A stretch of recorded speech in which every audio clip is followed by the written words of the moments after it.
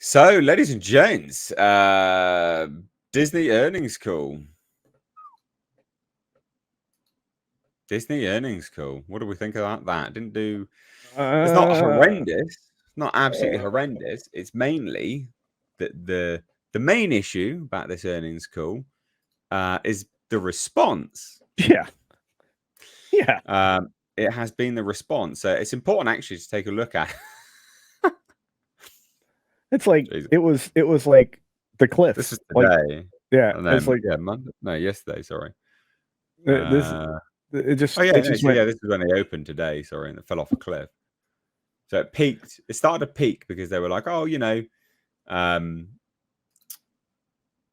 were obviously expecting quite good things from the earnings call, and then they opened the earnings call, and then boom, just dropped off the face of the planet.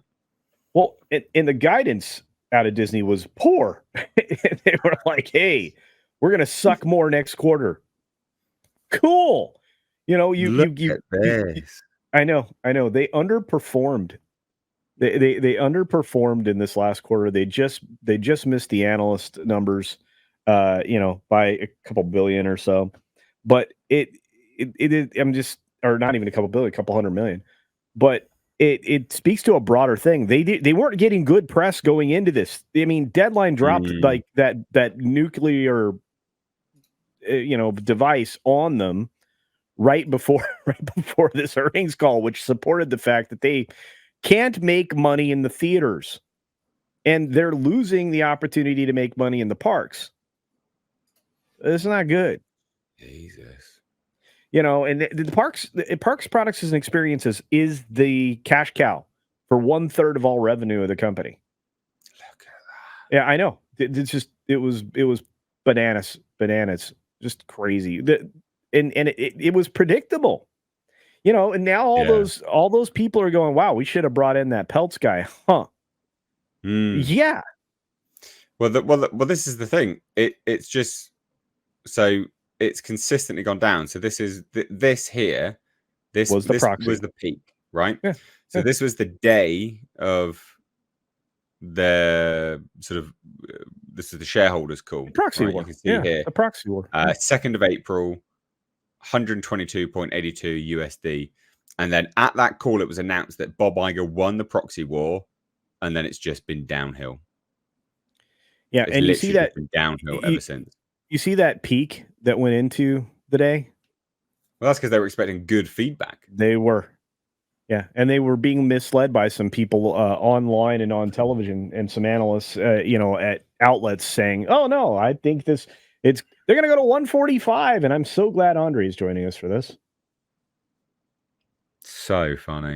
Greetings, everyone. Again, joining from the mobile from the south of Tenerife, amongst all the Brits and everything. Nice. What did you think of this Disney earnings call and the sort of the state of play with their stock at the moment? Well, I think this one stands out for a couple of reasons. Because usually, it's just softball questions, super duper softball questions from these institutional shareholders. Only once in a blue moon is there a tough question. I think that what stood out on this one was the whole tone. The tone of now they actually want results, and now there are some difficult questions, multiple difficult questions which indicate that they no longer have the faith that they once did. If they ever cared before, they suddenly care now. So I think that Disney now has lost so much that it's starting to matter. God, can you imagine being a shareholder and you voted for bloody Bob Iger? You'd be pissed right now. Well, if you did, absolutely no sympathy for you whatsoever. I have zero sympathy for anyone who voted for Bob Iger. I think the only ones who did that were the major institutional ones. I don't think that probably any smaller shareholders who actually pay attention would have done that. And if they did, then on their own, heads be it. Yeah. Gosh, so funny. Look at it. tanking, absolutely tanking. So bad. Do you think they're going to be? Well, there's nothing that they're talking about that can recover from this. Surely, there's just No, nothing. there's nothing. Everything you said, like there's a karaoke bar in the background. I'm walking past. Sorry about that. But That's fine. but anyway, no, there's nothing. He didn't say anything that was new. There's nothing to calm. There's nothing new here. Everything is going to hell. And he has like these vague assurances. No, we're turning things around. Well, where's the evidence of that? There isn't any. Yeah. Yeah, turning things around would be good box office and a lot of good stuff on the horizon and all these kind of things. And I don't know, maybe good stock price. But yeah, you haven't got that, have you? So funny, so funny. Just yeah. I mean, he made some comments about how Disney Plus had become profitable as well, which isn't technically true because what he was talking about with Disney Plus is Disney Plus has never actually turned a profit ever. He was very sneaky in the wording, though, because he didn't say Disney Plus has become profitable. He was talking about their joint streaming output, including Hulu. Yeah, Hulu. Yeah. Which only cost them, what, 10 billion so far? So that's not profitable either, and it never will be. And I think, Andre, let me know if you agree. I think they overstepped by rolling Hulu into Disney Plus into the numbers and those earnings into that because they don't technically. Oh, for sure. For sure. No, they don't own it yet. That is a major overstep because the deal is not yet done. They're the majority owners, but they are not the full owners. So, I mean, this was like dirty Hollywood accounting 101. And this is one of the times when they tried to make things look prettier than they actually are. And the way that they conflate Hulu and Disney Plus is the star example of that. Because if they didn't do that, there would be no good news on the entertainment side at all. I can't believe no one else called him out for that though. Like how? Why? What? Well, that's actually pretty easy because the big institutional shareholders, they have their own game right here, and that's not necessarily making money on the Disney shares.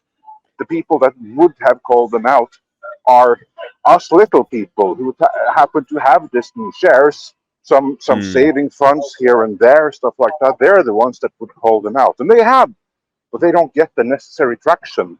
You have like some press coverage here and there. You have like some state pension funds pulling out. You have stuff like that. That's pretty much what you get. You don't get the big headlines because the big trades, they're all for what Iger has been doing. Stakeholder capitalism. Yeah. Well, and again, I mean, not to overstate anything, but they lost $20 billion in valuation in a half an hour of trading. They also are trading at a huge volume. I think you were on with Andre. You were on with Valiant this morning, and I think I was. Yes, I saw the whole thing. Covered the whole thing live. Yeah, and I think Lou actually pointed out, or somebody there pointed out on the stream that significant fall off. That's a huge volume.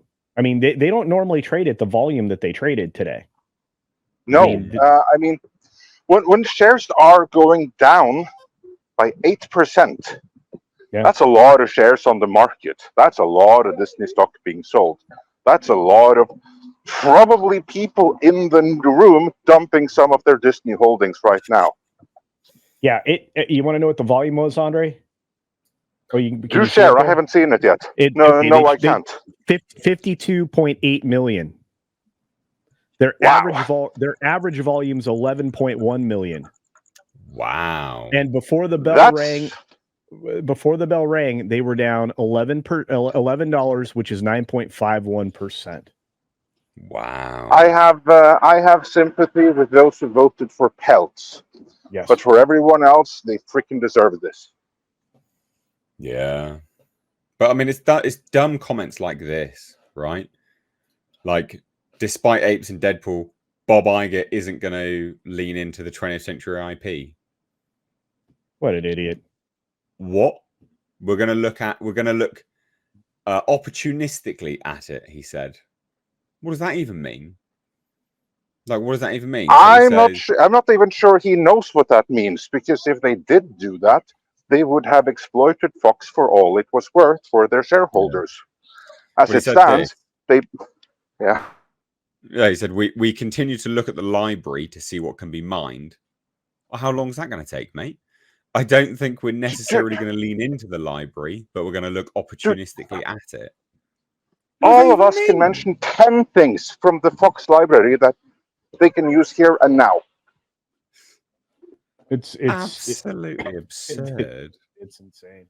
Absolutely it's insane. And absurd. I mean, now imagine that this continues to decline, right? Because after hours bell, it started to decline as well, right?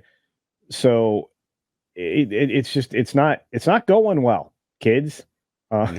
It's not going well, and I don't know that it's gonna. I don't know that it's gonna go any better. I mean, bad time. Super funny though. What was the diluted EPS? Do you remember, Andre? Earnings per share? Because I don't recall. Sorry. Yeah, because I don't have that in front of me. Yeah, it's just it's bad. If you include, I think VR talked about it this morning too. Because if you include the diluted earnings per share, they actually lost a penny. That sounds about right. Yeah. Yeah. So and their P&E ratio just went bonker sauce. And it's insane. Well, there you go. I mean, I don't have much else to say on this, to be honest. I just think it's absolutely hilarious. But do we think I don't think Disney stock's going to recover this year. Let's wait and see how Deadpool 3 does. Well, you think it's going to get back up to 122.82? No, I don't think it's going to get up there, but I think it's going to get higher than where it is right now, depending on how things play out. Certainly for brief periods of time. Well, that's what I mean by recover, I guess. Get back up to where, up to that sort of quantity. To which level? To beginning of the year? Beginning of next year? No. End of the year before that? The year peak. Which watermark? The year's peak. 122.8. That's the peak of the year. Yeah, this is true. You never really know, because here's the thing. You know what's going to do that? If there is another proxy fight and you suddenly have people who have an interest in buying up loads of Disney shares, that can happen. That's going to do it. Yeah, nothing is going to do it based on Disney's things alone. But if you look at Disney's high watermark for this year, that's what caused it. It was like a bull run on Disney shares because it was the proxy fight. That's what did it. Had nothing to do with any strength of anything Disney was doing. It was just that. It was people buying up shares for the proxy fight. That was the cause of that share price. That can happen again. So funny. Well, yeah, now this gives a great opportunity for Nelson Peltz to buy a bunch more shares cheap. Well, for all we know, he does.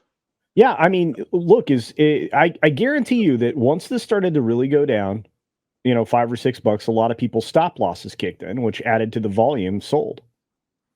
So that would be my guess. I don't know, Andre. That's speculation. I would agree with that, because I think that just judging from the tone of some of these questions, these are institutional shareholders who have lost faith. And these are the same people who were very happy to take a big short-term loss in the name of ESG and stakeholder capitalism. Well, that big loss right now, I speculate, is too big for them to swallow. That means they are losing faith. If they are losing faith, everyone else is losing faith. But again, that's a great buying opportunity. And that, might drive the share price up again. That's how the stock markets work. Yeah, I don't see. They're telling Andre, they are telling shareholders that next quarter is going to be worse. Well, that's actually a good thing, because that leaves them room for for saying that we warned you, then they can hedge with that the whole time. Only good thing about it, though. Yeah, I mean, yeah, that's just not the kind of guidance you want going into one of their best seasons for theme parks. I mean, summer is where they make their money at Disney World. I mean, it's one of the times. It's four times a year. Yeah. So. God damn. Right. Well, anyway, let's shuffle on from that now. We've got some